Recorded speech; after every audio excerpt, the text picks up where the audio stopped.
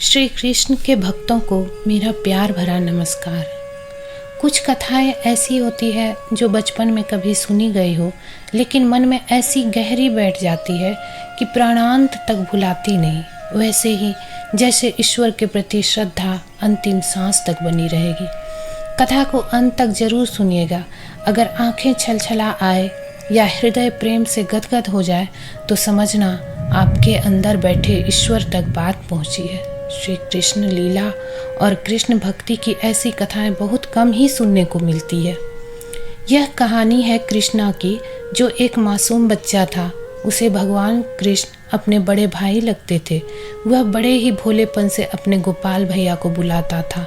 यह कहानी है उस विश्वास की जो हमें ईश्वर से जोड़ता है। इस विश्वास की डोर इतनी पक्की हो जाती है कि ईश्वर को भी परंपराओं मान्यताओं को तोड़कर भक्त के लिए भागकर आना पड़ता है। लीलाधर को तो हर समय लीला करने में आनंद ही आता है। वह अपने उसी गोपाल यानी गोकुल में गायें चराने वाले ग्वाले के भेष में आ जाते थे। चलिए कहानी शुरू करते हैं। कृष्णा को जन्म देते समय उसकी माँ गुजर गई थी। बाद में पिता का भी स्वर्गवास हो गया था। बस एक बूढ़ी दादी थी। बेचारे दादी पोता बड़ी ही मुश्किल से जी रहे थे। जब कृष्णा का 5 साल हुआ तो दादी को उसकी पढ़ाई की चिंता हुई।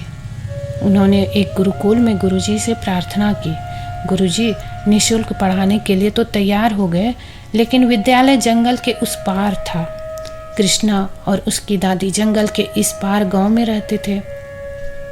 जंगल काफी घना हिंसक जानवरों से भरा था। कृष्णा गुरुकुल पहुंचेगा कैसे, यही सोचते दादी लौट रही थी। साथ में कृष्णा भी था। दादी उसे रास्ते भर घर से विद्यालय तक का रास्ता दिखाती समझाती आई। कृष्णा तो गुरुकुल जाने के लिए उत्साहित था। बूढ़ी दादी समझती थी कि जंगल पार करना कितना कठिन है। दादी और पोता घर पहुंचे। अगली सुबह कृष्णा को पाठशाला जाना था। दादी का मन भर आया।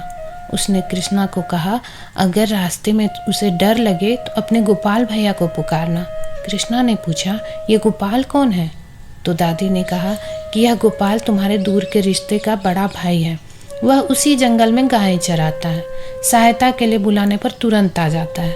कृष्णा खुश हो गया कि उसका रिश्ते का भाई भी है जो सहायता को आ जाएगा। कृष्णा जंगल में दादी के बताए रास्ते पर बढ़ने लगा, पर आज अकेला था। उसे डर लगने लगा।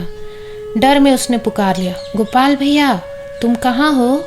मेरे सामने आ जाओ, मुझे डर लग रहा है। लेकिन जंगल में उसकी अपनी ही आवाज़ गूंज गई। 5 साल का छोटा बालक कृष्णा डरता सहमता अपने रास्ते पर बढ़ता रहा। आगे जाकर जंगल और घना हो गया। कृष्णा ने फिर पुकारा, गोपाल भैया तुम कहाँ हो? मुझे डर लग रहा है, आ जाओ। दादी ने तो कहा था तुम पुकारते ही चले आओगे। नन्हे से बालक कृष्णा की आवाज़ में जो विश्वास था, भगवान उसकी उपेक्षा नहीं कर पाए और तत्काल चले आए। कृष्णा को अपने कानों में मुरली की मधुर धुन सुनाई दे रही। सहसा कृष्णा ने देखा जो जंगल अभी तक डरावना लग रहा था, अचानक मनोरम हो गया। जंगली जानवरों की आवाज़ें बंद हो गई। उनकी जगह गायों के रंभाने और बछड़ों के किलकने की आवाज़ आने लगी। बालक कृष्णा ने देखा दूर से एक 14-15 साल का किशोर बांसुरी बजाते हुए उसकी ओर चला आ रहा था। बालक कृष्णा बिना कुछ कहे समझ गया कि यही उसका भैया गोपाल है। आनंद कंद भगवान अपने गोपाल स्वरूप में लीला के लिए एक बार फिर से उपस्थित थे, क्योंकि ये बालक कृष्णा के विश्वास की पुकार थी। उसकी दादी की कृष्ण भक्ति की परीक्षा थी। बालक कृष्णा दौड़कर गोपाल भैया के गले लग गया और उन्हें देखता रह गया। माथे पर मोर मुकुट, पीले रंग की धोती, कंधे पर कंबली और हाथों में हरे बांस की मधुर बांसुरी, सभी भवनों में प्रकाशित वो दिव्य स्वरूप बालक कृष्णा की भोली पुकार पर सम्मुख था। कृष्णा ने अधिकार पूर्वक गोपाल भैया से कहा कि वो उसे जंगल पार करा दे, क्योंकि उसे डर लग रहा है। गोपाल हंसे। उनकी हंसी से पूरा जंगल जैसे किसी अलौकिक रोशनी में जगमगा उठा। वह बोले, छोटे भैया मैं आ गया हूँ, तुम्हें किसी से डरने की जरूरत नहीं। उन्होंने कृष्णा को जंगल पार कराया। कृष्णा ने कहा, आप मेरे बड़े भैया हैं।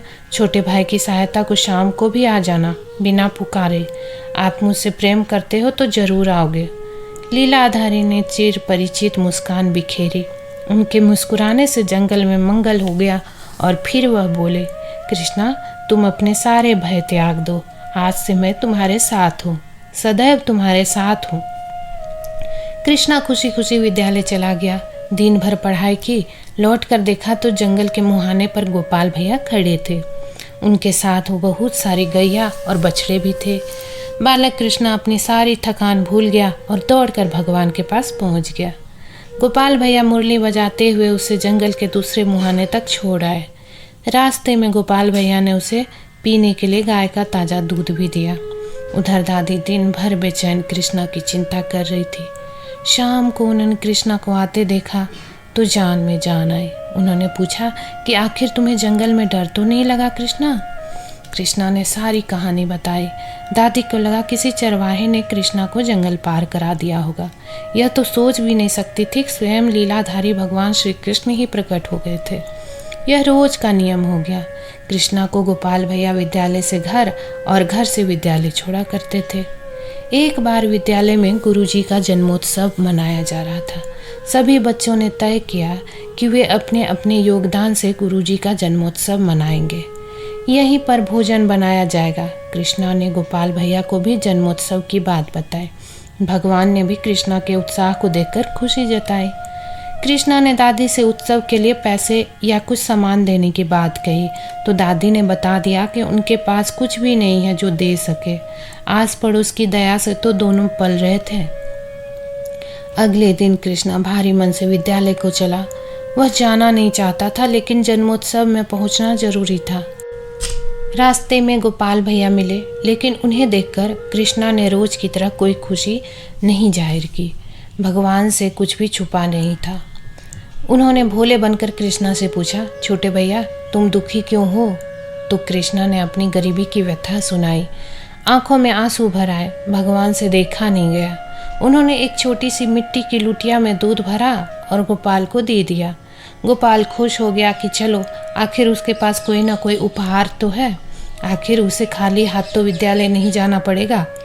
गुरुजी की पत्नी को दूध की लुटिया दे दी। इतनी छोटी लुटिया में दूध देखकर हंसी। गुरु पत्नी ने दूध की लुटिया एक तरफ रख दी थी और बाकी के कामों में फंसकर उसके बारे में भूल गई थी। कृष्णा जानना चाह रहा था कि उसके उपहार का क्या इस्तेमाल किया जा रहा है, इसलिए वह बार बार झांक कर देखता कि दूध कहाँ रखा है। क्या इसे गुरुजी पिएंगे या किसी और काम में आएगा? गुरु माता से भोलेपन में उसने यह बात कई बार पूछ भी ली। इससे नाराज होकर गुरु पत्नी ने दूध की लुटिया उठाई और खीर के बर्तन में पलट दी। सोचा कि लुटिया अभी खाली हो जाए तो उठाकर दूर फेंक दूंगी। कृष्णा को भी ये संतोष हो जाएगा कि उसकी दूध की लुटिया का इस्तेमाल खीर बनाने में हो गया है। लेकिन ये क्या, लुटिया में भरा हुआ दूध खाली ही नहीं हो रहा था। गुरु पत्नी ने घबराहट में चीख कर गुरुजी को बुलाया। वह अपने सभी शिष्यों के साथ आए। उन्होंने देखा कि दूध की लुटिया ज्यों की त्यों भरी हुई है। उसे बार बार अलग अलग बर्तनों में उड़ेला जाता, पर वह खाली ही ना होती। उसके दूध से एक के बाद एक बहुत सारे बर्तन भर गए। अब तो बर्तन बचे भी ना थे। जिसने देखा वही हैरान कि आखिर यह हो क्या रहा है, कहीं कोई माया तो नहीं है। कुछ भय भी हुआ। गुरुजी ने कृष्णा से इसके बारे में पूछा तो उसने गोपाल भैया की सारी कथा विस्तार कहकर सुना दी। गुरुजी ज्ञानी पुरुष थे। वह तुरंत समझ गए कि ये लीलाधारी की लीला है। उन्होंने तुरंत कृष्णा के चरण पकड़ लिए और भगवान के दर्शन की इच्छा जाहिर की। बालक कृष्णा ने संध्या काल में लौटते समय गोपाल भैया से अनुरोध किया कि वह गुरुजी और बाकी शिष्यों को भी दर्शन दे, लेकिन भगवान ने उन्हें इस स्वरूप में दर्शन देने से इनकार कर दिया और दूर से ज्योति रूप में दर्शन दिए, जिससे कृष्णा के सभी साथियों सहित गुरुजी का जीवन धन्य हो गया। यह कथा भक्ति और आस्था की ऐसी सुंदर कथा है जिसे हम सभी बचपन में सुनते पढ़ते बड़े हुए और भगवान के प्रति समर्पण पक्का होता गया। आशा है आप भी अपने बच्चों को ऐसी कथाएं सुनाने की आदत डालेंगे। धन्यवाद।